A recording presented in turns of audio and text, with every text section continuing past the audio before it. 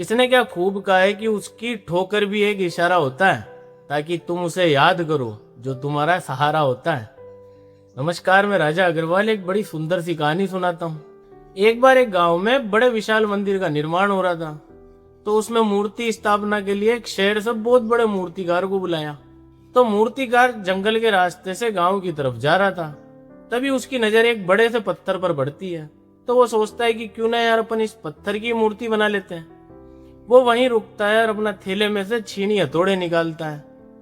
जैसे ही उस मूर्ति को तराशने के लिए उस पर पहले चोट मारता है, तभी उस पत्थर में से रोने की आवाज आती है कि प्लीज मुझे छोड़ दो, मुझे बहुत दर्द हो रहा है।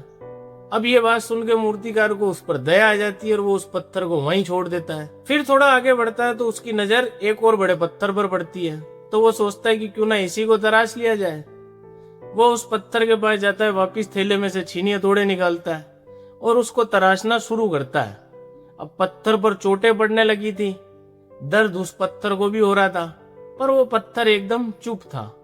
अब कुछ देर बाद में मूर्तिकार उसको तराश कर एक सुंदर सी मूर्ति बना देता है।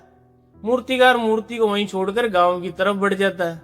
वो जैसे ही गांव पहुंचता है तो गांव वाले बोलते हैं कि यार आप लेट हो गए हो, मुहूर्त का समय निकला जा रहा है, अभी तो आपको मूर्ति भी बनानी है। तो मूर्तिकार कहता है कि मैं मूर्ति तो पहले ही बना के आया हूँ, जंगल में पड़ी है वो, आप में से 4 लोग मेरे साथ चलो और मूर्ति को लेके आ जाते हैं। मूर्तिकार 4 आदमियों को अपने साथ लेके जाता है और मूर्ति लाके मंदिर में बढ़िया से स्थापना होती है। अब लोग उस मूर्ति की पूजा करने लगे थे, फूल माला चढ़ाने लगे थे, प्रसाद चढ़ाने लगे थे, तरह तरह की सेवा करने लगे थे। पर अब उस मंदिर के अंदर नारियल फोड़ने की कोई जगह नहीं होती है। तो मूर्तिकार कहता है कि यार आप चिंता मत करो, मैंने जंगल में एक पत्थर और छोड़ा था, तो आप में से 4 लोग वहां जाओ और उस पत्थर को भी उठा के ले आओ। वापिस गांव में से 4 लोग जाते हैं और उस पत्थर को भी लेके आ जाते हैं और रख देते हैं। पत्थर मजबूत था तो उसके ऊपर नारियल रखकर फोड़ना शुरू कर देते हैं। कोई हथौड़ा मार रहा है तो कोई पत्थर मार रहा है।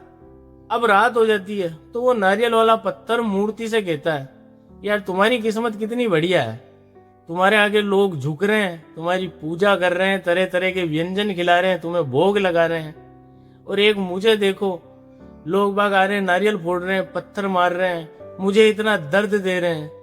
तभी मूर्ति ने मुस्कुरा कर कहा कि काश उस दिन तूने भी दर्द सहन लिया होता, तो यहाँ मैं नहीं, मेरी जगह पे तू मूर्ति बनकर बैठा होता और ये सारे लोग तेरी सेवा कर रहे होते हैं। दोस्तों, एक छोटी सी कहानी हमें बताती है कि हमारी भी जिंदगी में मुश्किल आती है और हम उससे डर जाते हैं, कंफर्ट जोन की तरफ जाते हैं।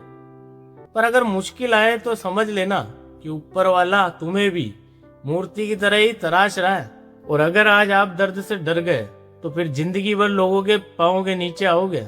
इसलिए हमेशा मुश्किलों से भागो मत, उसे सहना सीखो, क्योंकि जो पत्थर चोट से डरता है वो कभी भगवान नहीं बन पाता।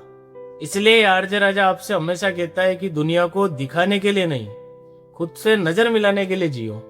कल फिर मिलते हैं एक नई सीख के साथ।